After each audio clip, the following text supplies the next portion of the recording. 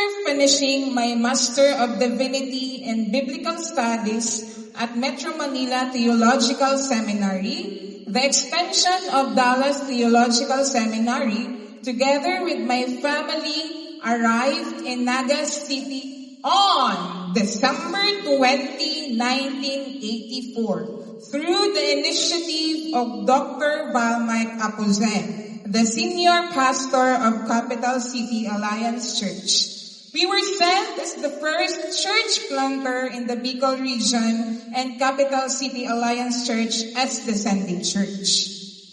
In March 1984, 1984 pa lang, anong year ngayon? 2026. 2026. Malayo-layo pa ang ating lalakbayin. Alright. A citywide campaign had been conducted by the MacDougall Crusade. As a result of the crusade, there were converts who joined our first worship service in the first Sunday of April 1985 with the following families: Bubos, Yamado, and the Durans family. Our first worship was at number 44, Fraternidad Street, Tabuco, Naga City. 2 months later, we transferred at La Laguna Street, Tabuco, in front of the PNR station. Sinong familiar sa PNR?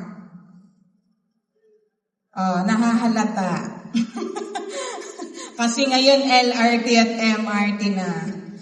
Same year in 1985, we had our worship place at the garage of the Tuazon family along Igualdad Street, corner Arana, Naga City. Pastora? In 1986, we already have the late Camilo Peña and the late Tabliso, the Benjamin family, Ocampo family, Sanchez family, and at the same time, we're occupying the 3rd floor of the Tuazon building along Igualdad Street.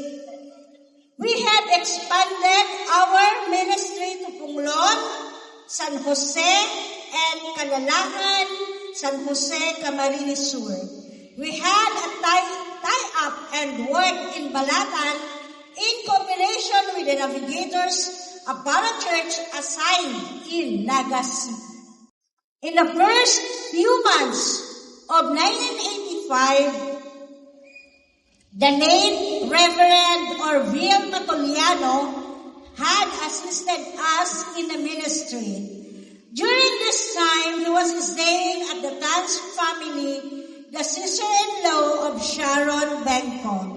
Few years after 1985, Reverend Martin and family were also sent by the Capital City Alliance Church to Bulan, Sorsogon. Through the initiative of Dr. Balmike Apozen and Reverend Martin was second church planter in Bicol region.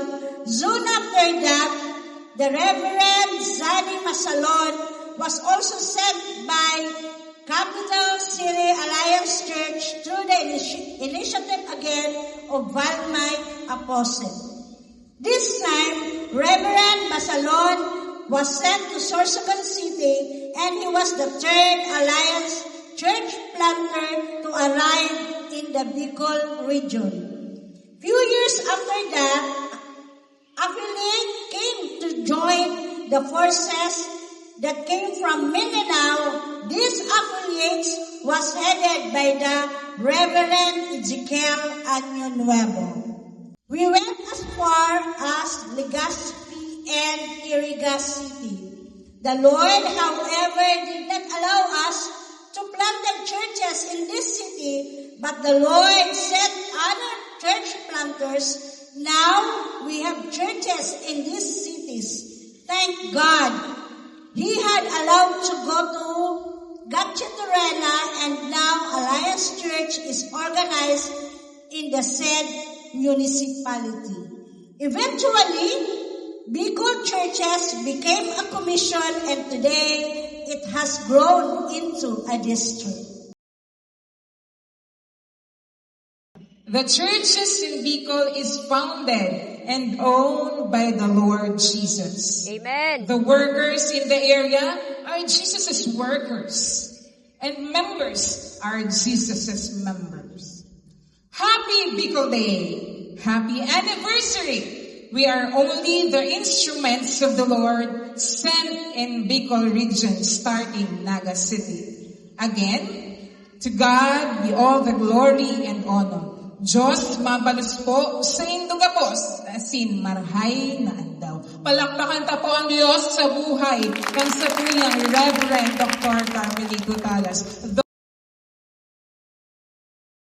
Banggit po ni Reverend Talas na kayo daw ay nag-affiliate sa Kamakop noon. Maaari niyo po bang isalaysay sa amin kung paano kayo nag-decide na mag-affiliate sa Kamakop at paano ba lumawak ang Kamakop dito sa Bicol noong time? Bago ang 1985 na nag-start ang Kamakop, igwa na kami ng grupo, independent kami noon. Ang grupo namin noon, yung pinakauna, yung Church of Christ, the Son of the Living God. Pagkatapos, dumaan ang ilang mga taon, mukhang hindi man lang kami napupuntahan nila. Kaya ang ginawa namin, kasama ng aking ilang mga kasangga, nag-usap-usap kami na mas mabuti pa tuluyang mag-independent. Yung pangalan namin,